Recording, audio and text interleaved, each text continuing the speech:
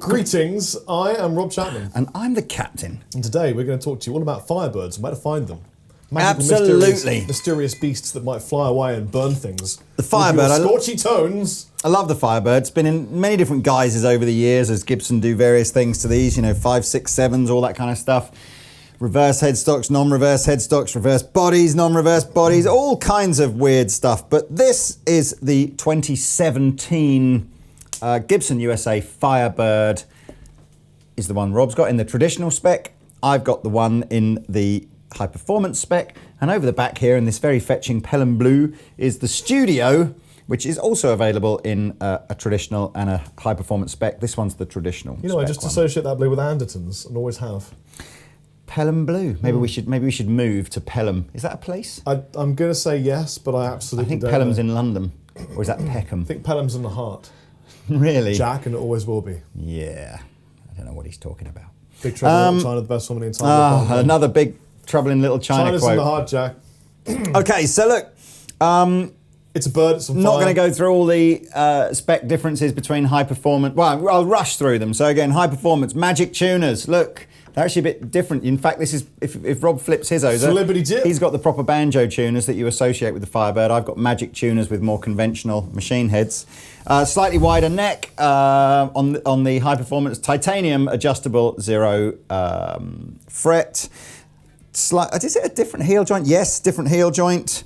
You'll see the strap button is in a different place, and this is a slightly more chamfered heel joint. Chamfered heel joint. Same pickups on the two, albeit chunkier switch here and different knobs. Chamfered heel joint sounds like a place you could live.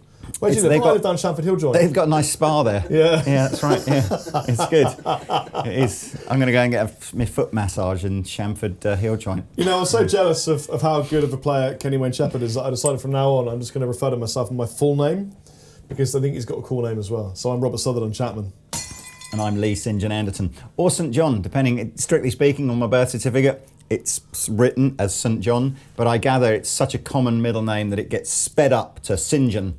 And I felt so embarrassed at school at having like a slightly knobby middle name until Airwolf came out. Stringfellow Hawk's brother was called St. John Hawk. It's so harsh. So harsh when his girlfriend dies in a desert of dehydration right in the beginning. I'm just like, yeah. So I got this wicked sounding neck pickup, man, which I'm playing with the RD1, and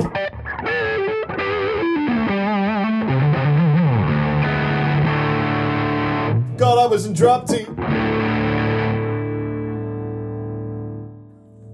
Winding off some of that gainage.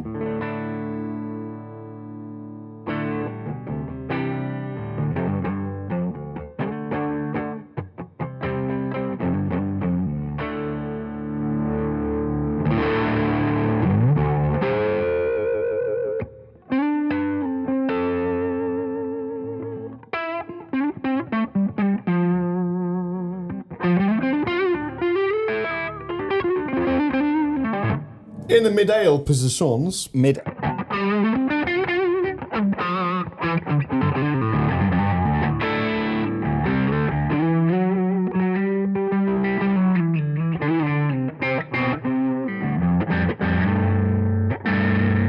Oh, I love that.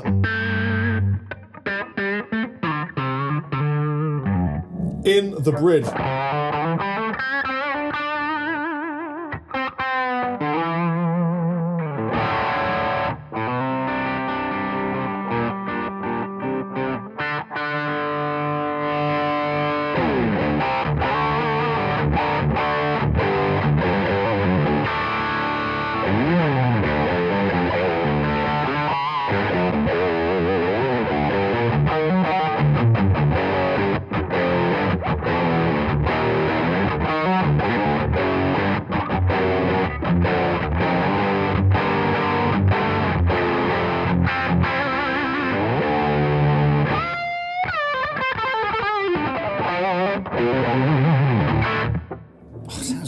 I forgot I was shooting a video and just was excited about playing guitar, to be honest with you. So as well as being quite probably the most peculiar looking guitar in the Gibson range, it has a neck and sort of pickup configuration that's sort of shifted. So you've got this huge, massive guitar over here that doesn't sort of have anything other than wood, and then the kind of the bridge starts high up, and then the neck kind of finishes further away, and then of course you've got this huge headstock here to play with. Yeah. So it's a weird kind of different guitar to play, and although not always, but traditionally, and certainly on these models, you would have mini humbuckers, which obviously are, well, and that's one of the differences. The studio version has the humbuckers on it, but the regular version has the mini humbuckers. And I guess they're just a sort of a, they're very slightly different sounding pickup to a full humbucker, aren't they? I mean...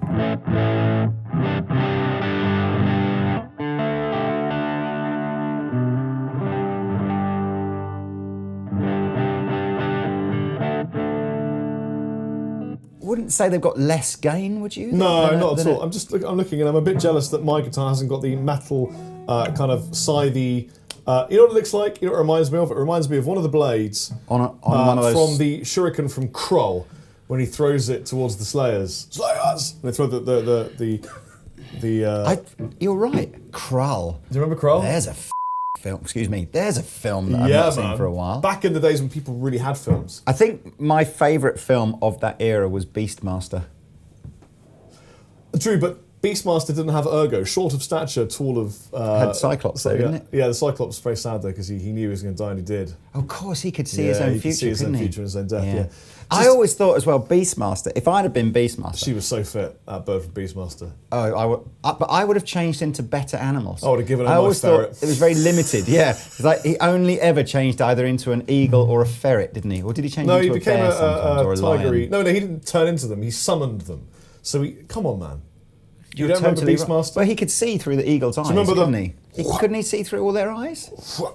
Have I got this confused with another film? Yeah, he could see through their eyes. He could see through their eyes, right, but they didn't actually become them. No, you're right. He summoned them. He could see through a ferret. Yeah, but I'd have summoned better animals. I don't know, an elephant or something. They were pretty good animals, to be fair. He got laid. He could fight. Yeah, but I don't think he used his animal summoning powers. I know the actor was the guy from Midnight Caller, wasn't it? The character's name was Dar. Dar. I know everything about 80s films. Real films. Yeah, back when they didn't have CGI, they just had men in rubber suits. Let's just get rid of the guitars and do film reviews from now on from the 80s. So anyway...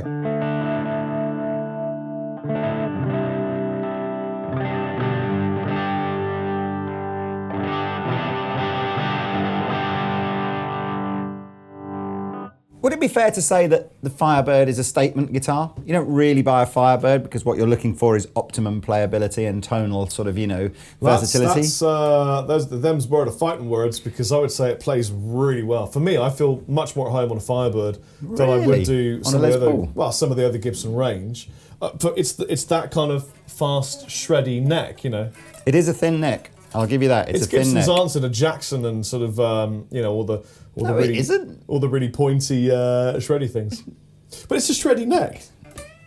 No, but it's not there. This was around like 20 years before any of them. Maybe not 20 years. Just saying provocative. You were being provocative there, weren't you? Statements, citing what was the the hatred. lead character from Kroll called? Do you remember his name? The lead character from the Kroll. guy from Kroll. What was his name? Kevin. Nope, Corbin. God, I knew it was two names you haven't known now. I'll continue to test you. I have the memory of a fish. Who are you again? I was going to talk about Fizzgig, but I figured it'd be better leave the Dark Crystal out of it. Yeah, Fizzgig, Dark Crystal. Great. Yes. Never-ending Story? That was, oh my God. That destroyed me as a film. It was such a great film. What other one? Labyrinth? Labyrinth was brilliant. You'll never see your sister again. I am the Goblin The King. Dark Crystal, I remember that. I think I remember going to the cinema to see that. Didn't that basically have the Muppets in it? No, it was Jim Henson's Creature Muppets. Workshop, and they created all the amazing creatures and things. Things like Firebirds. Do you see how I brought that back around? Very good. You know what, that would make a great tattoo as well if you were a big Firebird fan. I agree. That would look sick on your arm, Lee. He's got like very pointy legs. Yeah, they're just basically stilts. With no feet. It's a bird. It's not practical. It's a stilt bird. He would attack you. He would attack you by aiming his very pointy legs at you and literally just landing on you and going, ah! Like those things that you eat corn on the cob with, where you stick them either. Can you tell it's the end of the day, everybody? Nope. Not even slightly. So there we go. Look, so this is the Firebird traditional spec Firebird, high performance spec. Well, as you're loving that guitar so much, how about I get the studio? Do it, bro. And then you can show, although we've got different amps, but hopefully you guys will be able to sort of hear some difference. You can show what your mini humbucker sounds like. This is quite a lot lighter. I'm guessing it's because one of the bits of detail I love on the Firebird is this center block kind of raised bit. I'm not so much a fan of that. I wish that would go. No, visually though, aesthetically, I think it looks awesome. Now this doesn't have that. Feel how much lighter that is than the one without it. Oh my God, quick. It's literally, come back down. Yeah. It's the wings on the Firebird. It's floating away. Just can never land. Despite the fact they're not connected to the bird in any way at all. Yeah, well, that's magic. Could never land because it would never be able to burn the floor. It would just fall over. Hi, children. I can't land on you though. I'm confused, Robert Sutherland Chapman. Why is that, Lisa? Because this feels like, and I'm just looking to see if it is. This feels. I think it is. The bridge feels like it starts earlier on, so the neck finishes earlier, so it feels more comfortable to play. This is clearly the Firebird for the sort of the guy who doesn't normally play Firebirds. Uninitiated Firebird player. Yeah, but anyway, so sorry. Give me your big drop tune.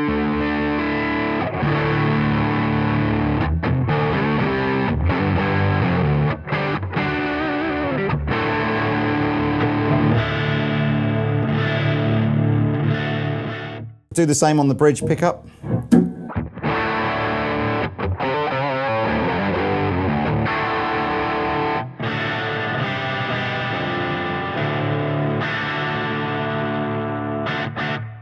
Yeah, I don't know. I've always been confused about the purpose of a mini humbucker. Is it simply a humbucker in a smaller casing?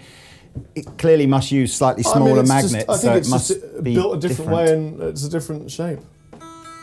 Genius. So the Firebird Studio, as well as feeling a lot lighter, feeling like it's a little bit more compact to play. A bit bluer. It is, of course, the same basic body shape, but the headstock now feels like it's the right way up. So, and is it a glue-on rather than a neck through? Yes, it is a glue-on neck. And this has the 496 humbuckers on them, 496R, 496T. If you went for the high performance, again, slightly hotter bridge pickup. So let's just do a couple of tones and then...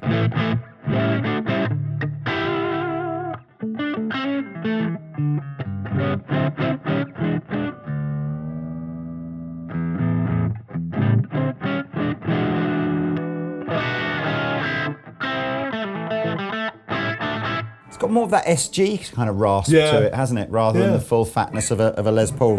If one of these fine and dandy Firebirds is capturing your imagination, and as I speak, all the different colour options will flow across the screen.